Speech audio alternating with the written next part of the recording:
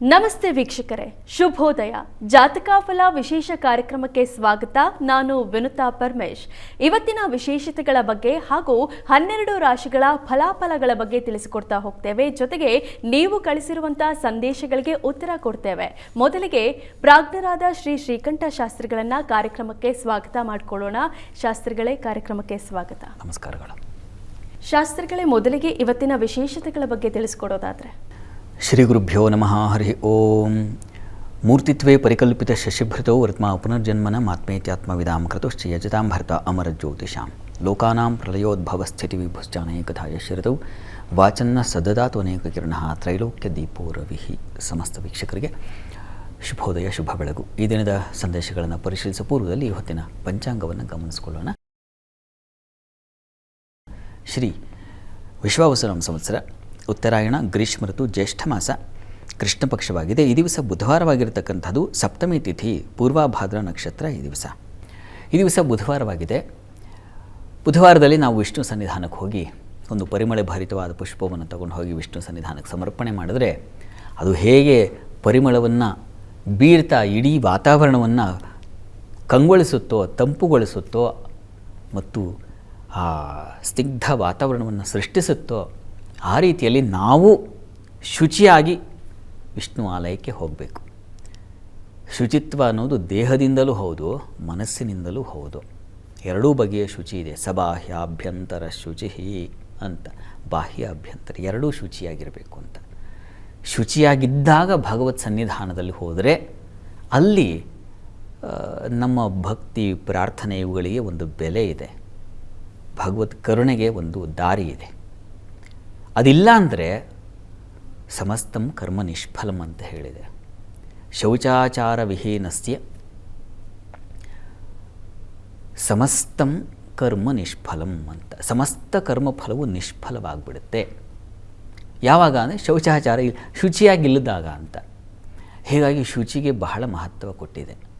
ಹೀಗಾಗಿ ನಾವು ದೇವರ ಮನೆಗೆ ಹೋಗುವಾಗಲೇ ಒಂದು ಒಳ್ಳೆಯ ಶುಭ್ರವಾದ ವಸ್ತ್ರ ಉಟ್ಕೊಂಡು, ಅದು ಮಡಿಯೋ ಮತ್ತೊಂದು ಒಗೆದು ಹಾಕಿರ್ತಕ್ಕಂಥದ್ದನ್ನು ಉಟ್ಕೊಂಡು ಹೋಗ್ತೀವಲ್ವ, ಹಾಗೆ ಎದ್ದಿದ್ದೀನಿ ಅದೇ ಬಟ್ಟೆ ಹಾಕ್ಕೊಂಡು ಹೋಗ್ಬಿಡ್ತೀವ ದೇವ್ರ ಮನೆಗೆ? ಇಲ್ಲ.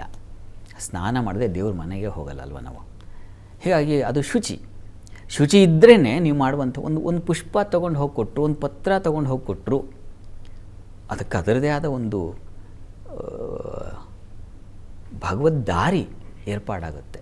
ಭಗವಂತನ ಅನುಗ್ರಹಕ್ಕೂ ಒಂದು ದಾರಿ. ಮೊದಲ ಮೆಟ್ಟಿಲು ಯಾವುದಪ್ಪ ಅಂತಂದರೆ ಶುಚಿತ್ವ. ಹೀಗಾಗಿ ಶುಚಿರ್ಭೂತರಾಗಿ ಭಗವಂತನ ಸಮೀಪಕ್ಕೆ ಹೋಗಿ ಬನ್ನಿ. ಈ ದಿವಸ ನಿಮ್ಮ ಇಷ್ಟ ದೇವತಾ ಆರಾಧನೆಯೂ ಮಾಡ್ಬೋದು. ವಿಷ್ಣುವಿನ ಆರಾಧನೆ ಹೇಳಿಬಿಟ್ಟಿದ್ದಾರೆ ಅಂತ ಅಷ್ಟೇ ಅಂತಲ್ಲ, ಯಾವುದೋ ನಮ್ಮ ಮನಸ್ಸಿಗೆ ತೋಚಿದ ದೇವತೆ, ನಮಗೆ ಇಷ್ಟವಾದ ದೇವತೆ ಯಾವುದೂ ಆಗಿರಬಹುದು. ಅದಕ್ಕೆ ವಾರದ ಮಿತಿಯೂ ಇಲ್ಲ. ಬುಧವಾರ, ಗುರುವಾರ, ಶುಕ್ರವಾರ ಹೀಗಿಲ್ಲ.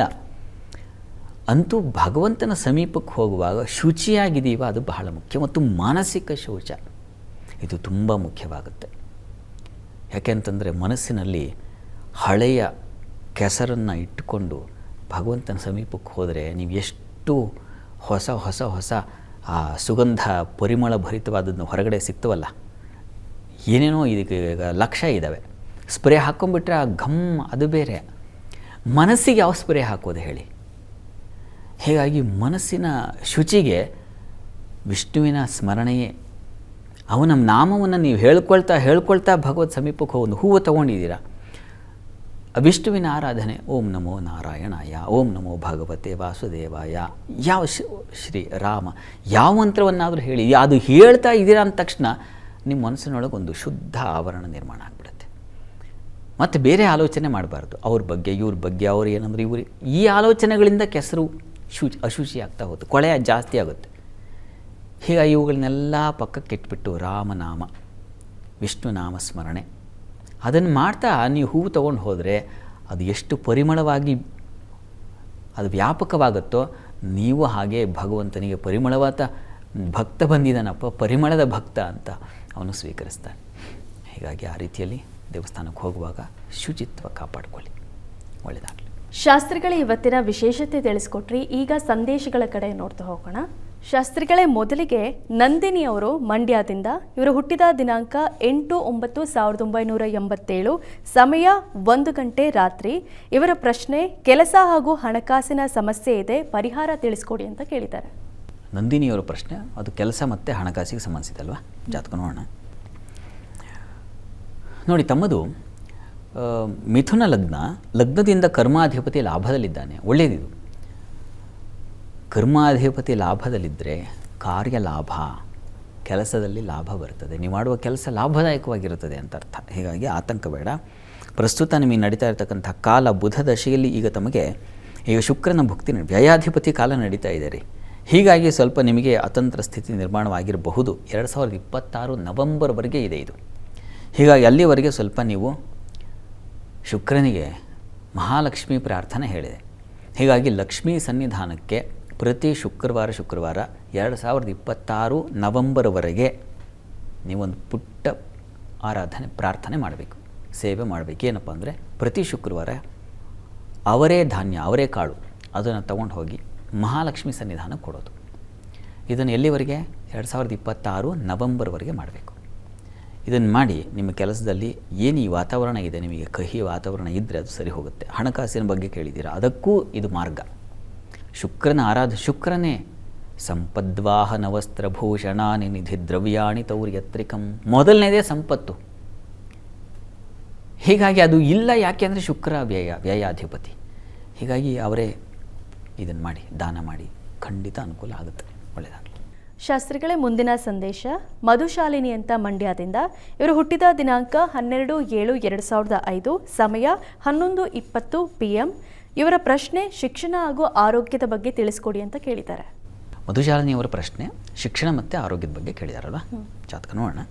ನೋಡಿ, ತಮ್ಮ ಜಾತಕವನ್ನು ಪರಿಶೀಲಿಸಿದ್ರೆ ಇದು ತಮ್ಮದು ಮೀನ ಲಗ್ನವಾಗಿದೆ. ಲಗ್ನದಿಂದ ಪಂಚಮಾಧಿಪತಿ ಚಂದ್ರ ನಿಮಗೆ ಗುರುಯುಕ್ತನಾಗಿದ್ದಾನೆ. ಗಜಕೇಸರಿ ಯೋಗ ಬಹಳ ಚೆನ್ನಾಗಿದೆ. ಮತ್ತು ಚತುರ್ಥದಲ್ಲಿ ರವಿ ಇರತಕ್ಕಂಥದ್ದು, ಪಂಚಮದಲ್ಲಿ ಬುಧ ಶುಕ್ರರ ಯುತಿ, ಶನಿ ಜೊತೆ ಇರಲಿ, ತೊಂದರೆ ಇಲ್ಲ. ಪ್ರಸ್ತುತ ನಿಮಗೆ ರಾಹು ದಶೆಯಲ್ಲಿ ರಾಹು ಭುಕ್ತಿ ನಡೀತಾ ಇದೆ. ಇದು ಸ್ವಲ್ಪ ದೋಷಕಾರಿ. ನೋಡಿ, 27ರವರೆಗೆ ನಿಮ್ಮ ಮನಸ್ಸು ಹೇಗೆ ಅಂತ ಯೋಚನೆ ಮಾಡೋಕ್ಕಾಗಲ್ಲ. ತುಂಬ ಫ್ಲಕ್ಚುಯೇಷನ್ಸ್ ಅಂತೀವಲ್ಲ, ಗೊಂದಲದಲ್ಲಿ ಇರ್ತೀರ. ಈ ಕ್ಷಣ ಯೋಚನೆ ಮಾಡಿದ್ದು ಮುಂದಿನ ಕ್ಷಣ ಇರೋದಿಲ್ಲ, ಹಾಗಿರುತ್ತೆ ನಿಮ್ಮ ಮನಸ್ಸೀಗ. ಯಾಕೆಂದರೆ ದ್ವಿಸ್ವಭಾವದಲ್ಲಿ ಇದನ್ನು ರಾಹು. ಹೀಗಾಗಿ ಮೈಂಡು ತುಂಬ ಹೊಯ್ದಾಡ್ತಾ ಇರುತ್ತೆ. ಇದಕ್ಕೆ ಸುಬ್ರಹ್ಮಣ್ಯ ಸನ್ನಿಧಾನದಲ್ಲಿ ಪ್ರತಿ ಮಂಗಳವಾರ ಸ್ವಲ್ಪ ರಸಬಾಳೆ ಹಾಗೂ ಜೇನು ಇವುಗಳ ಅಭಿಷೇಕ ಮಾಡಿಸಿ ಪ್ರಸಾದ ತಿನ್ನಿ. ಅದು ನಿಮಗೆ ತುಂಬ ಸಹಾಯವಾಗುತ್ತೆ. ಮತ್ತು ಪ್ರತಿ ಶನಿವಾರ ಆಂಜನೇಯ ಸನ್ನಿಧಾನಕ್ಕೂ ಹೋಗಿ ಬರಬೇಕು. ಇದನ್ನು ಮಾಡಿ. ನಿಮಗೆ ವಸ್ತುತಃ ಯಾವಾಗ ಒಳ್ಳೆಯ ಕಾಲ ಅಂತಂದರೆ 2027 ಜುಲೈ ಆನಂತರದಲ್ಲಿ ಒಂದು ಒಳ್ಳೆಯ ಕಾಲ ನಿರ್ಮಾಣವಾಗುತ್ತೆ.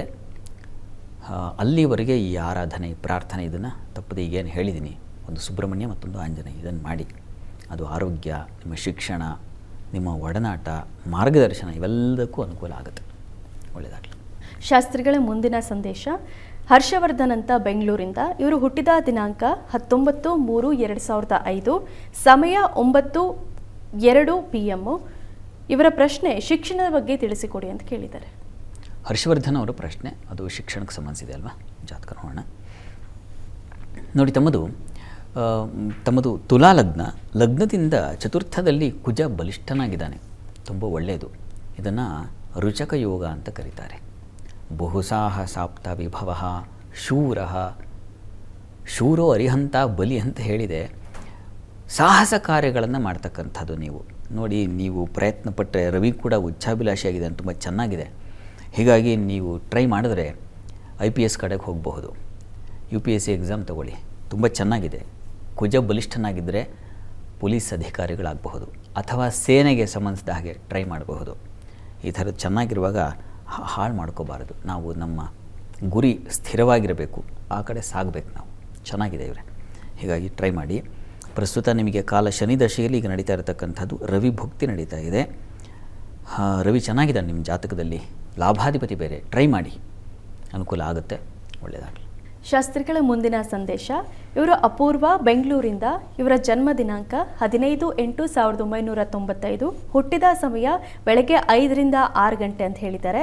ಇವರ ಪ್ರಶ್ನೆ, ಕೆಲಸ, ಆರೋಗ್ಯ ಮತ್ತು ಮದುವೆ ಬಗ್ಗೆ ತಿಳಿಸ್ಕೊಡಿ ಅಂತ ಕೇಳಿದ್ದಾರೆ. ಅಪೂರ್ವ ಅವರ ಪ್ರಶ್ನೆ ಕೆಲಸ, ಆರೋಗ್ಯ ಮತ್ತು ವಿವಾಹದ ಬಗ್ಗೆ ಕೇಳಿದ್ದಾರೆ. ಜಾತಕ ನೋಡೋಣ. ನೋಡಿ, ತಮ್ಮದು ಕರ್ಕಾಟಕ ಲಗ್ನವಾಗಿದೆ. ಲಗ್ನದಿಂದ ಕೆಲಸ ನೋಡೋದಾದರೆ ಮೊದಲಿಗೆ ವೃತ್ತಿ ಸ್ಥಳದ ಅಧಿಪತಿ ನಿಮಗೆ ಸ್ವಲ್ಪ ಬಲಹೀನ, ದುರ್ಬಲ. ಅಲ್ಲಿ ಕೇತು ಬೇರೆ ಇರೋದು. ಹೀಗಾಗಿ ಸ್ವಲ್ಪ ನಿಮಗೆ ಕೆಲಸಗಳಲ್ಲಿ ಬಹಳ ಬೇಗ ಸಿಗಲ್ಲ, ಸಿಕ್ಕರೂ ನಿಮಗೆ ಸಮಾಧಾನ ಇರಲ್ಲ, ಹಾಗಾಗ್ಬಿಡುತ್ತೆ. ಇದಕ್ಕೆ ಪರಿಹಾರ ಏನಪ್ಪ ಅಂದರೆ, ಸುಬ್ರಹ್ಮಣ್ಯ ಹಾಗೂ ಗಣಪತಿ ಇರುವ ಒಂದೇ ದೇವಸ್ಥಾನ ಆಗಿರಬೇಕು. ಅಲ್ಲಿ ಈ ಎರಡೂ ದೇವತೆಗಳಿರಬೇಕು. ಇರುತ್ತೆ, ಪರಿವಾರ ದೇವತೆಗಳು ಸಹಿತವಾಗಿರ್ತಾರೆ. ಶಿವನ ಪರಿವಾರ ದೇವಸ್ಥಾನ ಅಥವಾ ಇನ್ಯಾರು ನೋಡಿ, ಗಣಪತಿ ಸುಬ್ರಹ್ಮಣ್ಯ ಸನ್ನಿಧಾನಕ್ಕೆ ಎರಡೂ ಕಡೆಗೆ ನೀವು ಬಾಳೆಹಣ್ಣು ಸಮರ್ಪಣೆ ಮಾಡಿ. ಪ್ರತಿ ಮಂಗಳವಾರ ಮಾಡ್ತಾ ಬನ್ನಿ. 6 ತಿಂಗಳು ಮಾಡಬೇಕು. ಅದನ್ನು ಶ್ರದ್ಧೆಯಿಂದ ಮಾಡಿ, ಕೆಲಸದಲ್ಲಿ ಅನುಕೂಲ ಉಂಟಾಗುತ್ತೆ. ಇನ್ನು ವಿವಾಹಕ್ಕೆ ಸಂಬಂಧಿಸಿದ ಹಾಗೆ ತಮಗೆ ವಿವಾಹಕ್ಕೆ ಆ ಅಧಿಪತಿ ಚೆನ್ನಾಗಿದ್ದಾನೆ. ಈಗ ಪ್ರಸ್ತುತ ನಿಮಗೆ ನಡೀತಾ ಇರೋ ಟೈಮ್ ಇದೆಯಲ್ಲ, ಅದು ನೋಡಿ, ಈಗ ಮೇ 7ನೇ ತಾರೀಕಿಂದ ಶುರುವಾಗ್ಬಿಟ್ಟಿದೆ ಶನಿಕಾಲ. ಶನೈಶ್ಚರನ ಕಾಲ ಅಂದರೆ ನಿಮಗೆ ವಿವಾಹದ ಅಧಿಪತಿ ಶನಿಯೇ ಆಗಿದ್ದಾನೆ. ಎಲ್ಲ ಜಾತಕದಲ್ಲೂ ಶನಿ ಕೆಟ್ಟವನಲ್ಲ, ಒಬ್ಬರಿಗೆ ಉತ್ಕೃಷ್ಟನಾಗಿರ್ತಾನೆ. ಹಾಗೆ ನಿಮಗೆ ಶನಿ ತುಂಬ ಚೆನ್ನಾಗಿದ್ದಾನೆ. ಹೀಗಾಗಿ ಆತಂಕ ಬೇಡ, ಪ್ರಯತ್ನಕ್ಕೆ ಫಲ ಇದೆ, ಪ್ರಯತ್ನ ಮಾಡಬಹುದು. ಒಳ್ಳೆಯದಾಗಲಿ. ಶಾಸ್ತ್ರಿಗಳೇ, ಮೊದಲ 6 ರಾಶಿಗಳ ಬಗ್ಗೆ ತಿಳಿಸೋದಾದರೆ? 12 ರಾಶಿಗಳ ಫಲಾಫಲ ತಿಳಿಯುವ ಮುನ್ನ ಈ ಹೊತ್ತಿನ ಗ್ರಹಸ್ಥಿತಿಯನ್ನು ಗಮನಿಸಿಕೊಳ್ಳೋದಾದರೆ, ಮೇಷರಾಶಿಯಲ್ಲಿ ಶುಕ್ರ ಇರ್ತಕ್ಕಂಥದ್ದು, ಮಿಥುನ ರಾಶಿಯಲ್ಲಿ ರವಿ ಬುಧ ಹಾಗೂ ಗುರು ಯುತಿಯನ್ನು ನೋಡ್ತಾ ಇದ್ದೀವಿ. ಇನ್ನು ಕುಜ ಕೇತು ಜೊತೆಗೆ ಮಾಂದಿ ಉದಿಯಾಗಿದೆ, ಅದು ಸಿಂಹ ರಾಶಿಯಲ್ಲಿ. ಇನ್ನು ರಾಹು ಮತ್ತು ಚಂದ್ರರ ಯುತಿಯನ್ನು ಕಾಣ್ತಾ ಇದ್ದೀವಿ, ಅದು ಕುಂಭ ರಾಶಿಯಲ್ಲಿ. ಮೀನ ರಾಶಿಯಲ್ಲಿ ಶನೈಶ್ಚರ. ಹೀಗಿರುವಾಗ 12 ರಾಶಿಗಳ ಫಲಾಫಲ ತಿಳಿತಾ ಹೋಗೋಣ. ಮೊದಲಿಗೆ ಮೇಷರಾಶಿ. ಮೇಷರಾಶಿಯವರಿಗೆ ದಿವಸ ಔಷಧ ವ್ಯಾಪಾರ, ಈ ಪೆಸ್ಟಿಸೈಡ್ಸ್ ಅಂತೀವಲ್ಲ, ಈ ಕ್ರಿಮಿನಾಶಕಗಳು, ಕೃಷಿ ಸಂಬಂಧಿ ತುಂಬ ಲಾಭದಾಯಕವಾಗಿದೆ ನೋಡಿ. ಆ ಕ್ಷೇತ್ರಗಳಲ್ಲಿ ಕೆಲಸ ಮಾಡೋರಿಗೆ ವಿಶೇಷವಾದ ಲಾಭವನ್ನು ಸೂಚಿಸ್ತಾ ಇದೆ. ಔಷಧ ವ್ಯಾಪಾರಿಗಳಿಗೆ, ಮೆಡಿಕಲ್ ಫೀಲ್ಡಲ್ಲಿ ಇರ್ತಕ್ಕಂಥವ್ರಿಗೆ ತುಂಬ ಚೆನ್ನಾಗಿದೆ ಈ ದಿವಸ. ಈ ದಿವಸ ನಿಮಗೆ ಸ್ವಲ್ಪ ಮಟ್ಟಿಗೆ ಬುದ್ಧಿಯು ಮಂಕಾಗುತ್ತೆ, ಆಲೋಚನಾ ಶಕ್ತಿ ಕಳ್ಕೊಳ್ಳೋ ಸಾಧ್ಯತೆ ಇದೆ. ಮಕ್ಕಳ ವಿಚಾರದಲ್ಲಿ ನೋಡಿ ಕ್ಲಾಶಸ್ ಆಗುತ್ತೆ, ತುಂಬ ಜಗಳಗಳು, ಕಲಹಗಳು, ಮನಸ್ತಾಪ ಉಂಟಾಗುವ ಸಾಧ್ಯತೆ ಇದೆ ಮಕ್ಕಳ ವಿಚಾರದಲ್ಲಿ. ಇದರ ಹೊರತಾಗಿ ಕೆಲಸದಲ್ಲಿ ಸ್ವಲ್ಪ ಮಟ್ಟಿಗೆ ಅನುಕೂಲದ ವಾತಾವರಣ ಇದೆ, ಆತಂಕ ಬೇಡ. ಸಹೋದರ ಸಹಕಾರ ಚೆನ್ನಾಗಿದೆ ಈ ದಿವಸ. ಪ್ರಾರ್ಥನೆಗೆ ಈ ದಿವಸ ತಾವು ಸುಬ್ರಹ್ಮಣ್ಯ ಪ್ರಾರ್ಥನೆ ಮಾಡಿದ್ರೆ ಒಳ್ಳೆಯದು.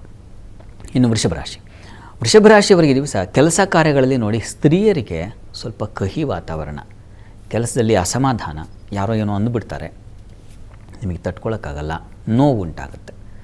ಆ ಥರದ ಒಂದು ಲಕ್ಷಣ ಇದೆ, ಹುಷಾರಾಗಿರಿ. ಇನ್ನು ಈ ದಿವಸ ನಿಮಗೆ ಪ್ರಯಾಣದಲ್ಲೂ ಅಷ್ಟೇ ಸ್ವಲ್ಪ ತೊಂದರೆಗಳನ್ನು ಸೂಚಿಸ್ತಾ ಇದೆ. ಅದರಲ್ಲೂ ಈ ಬೆಟ್ಟ ಗುಡ್ಡ ಪ್ರದೇಶಗಳಲ್ಲಿರ್ತಕ್ಕಂಥವರು ಸ್ವಲ್ಪ ಹುಷಾರಾಗಿರಿ. ಅಲ್ಲಿ ವಿಷಜಂತುಗಳ ಭಯ ಇದೆ, ಯಾವುದೋ ಒಂದು ವಿಷಜಂತು ನಿಮಗೆ ತೊಂದರೆ ಮಾಡಬಹುದು, ಹುಷಾರು. ಮತ್ತು ಕೃಷಿಕರಿಗೆ ಸ್ವಲ್ಪ ಹಿನ್ನಡೆ, ವಿಘ್ನಗಳು, ತೊಡಕನ್ನು ಸೂಚಿಸ್ತಾ ಇದೆ ಕೃಷಿಕರಿಗೂ ಕೂಡ.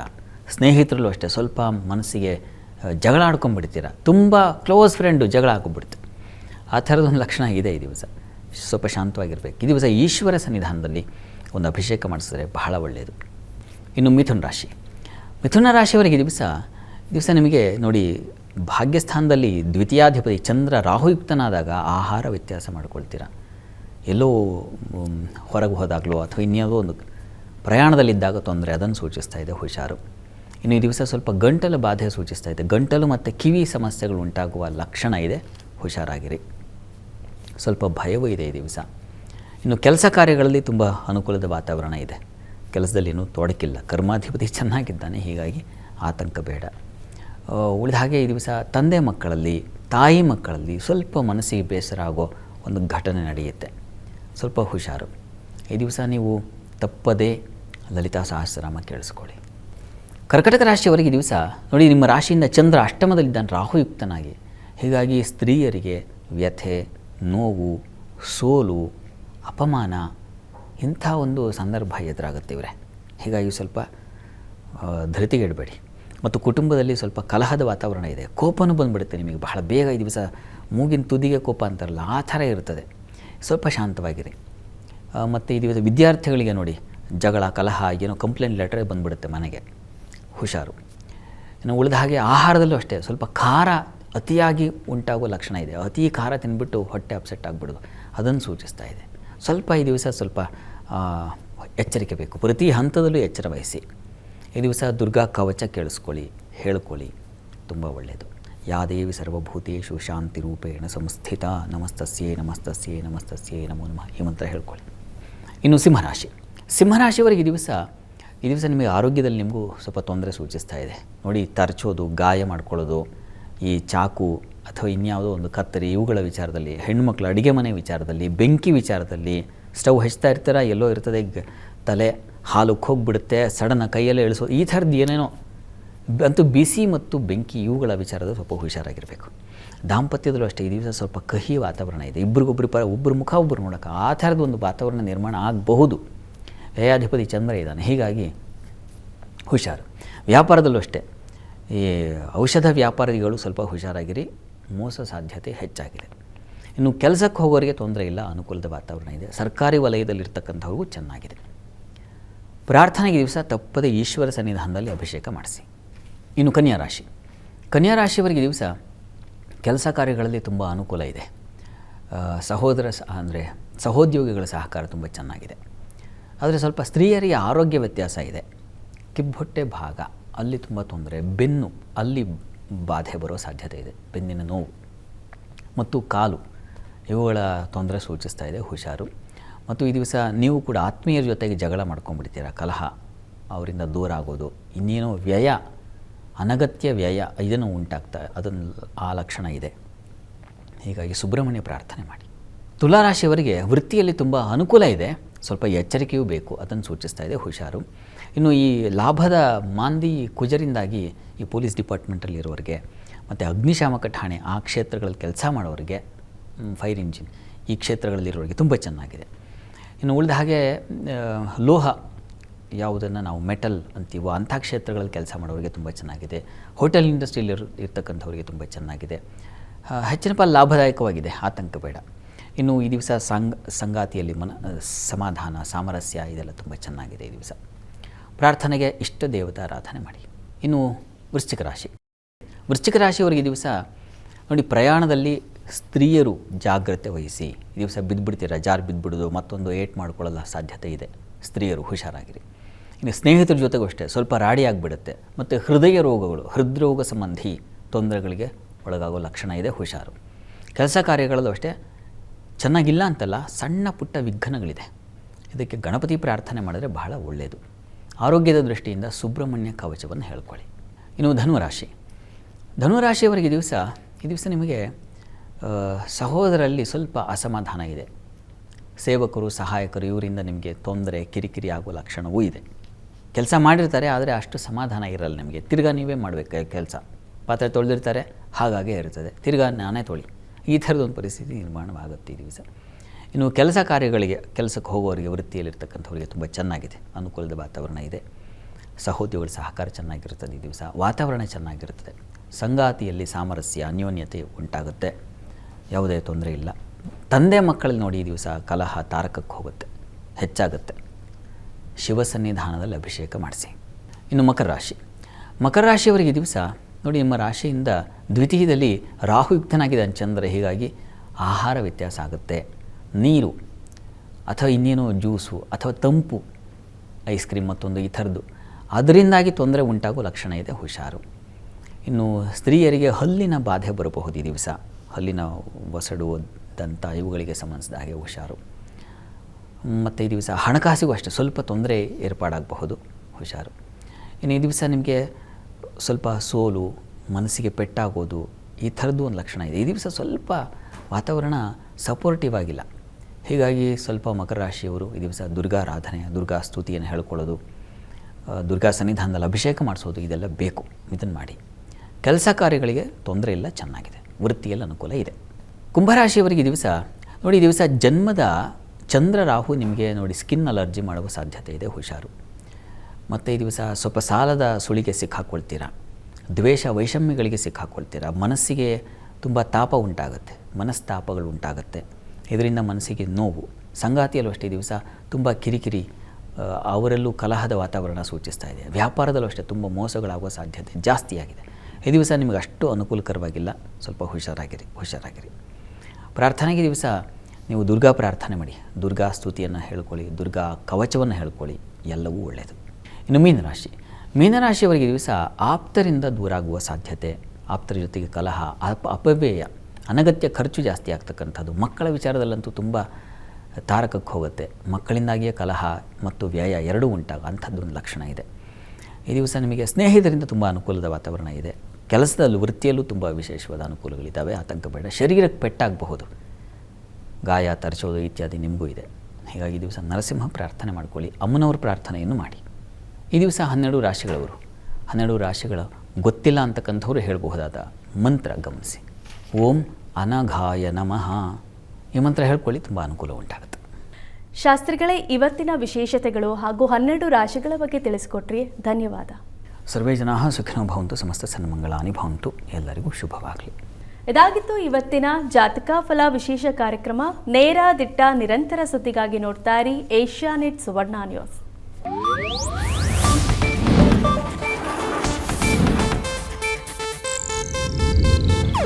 ಇದು ಏಷ್ಯಾನೆಟ್ ನ್ಯೂಸ್ ನೆಟ್ವರ್ಕ್ ಪ್ರಸ್ತುತಿ.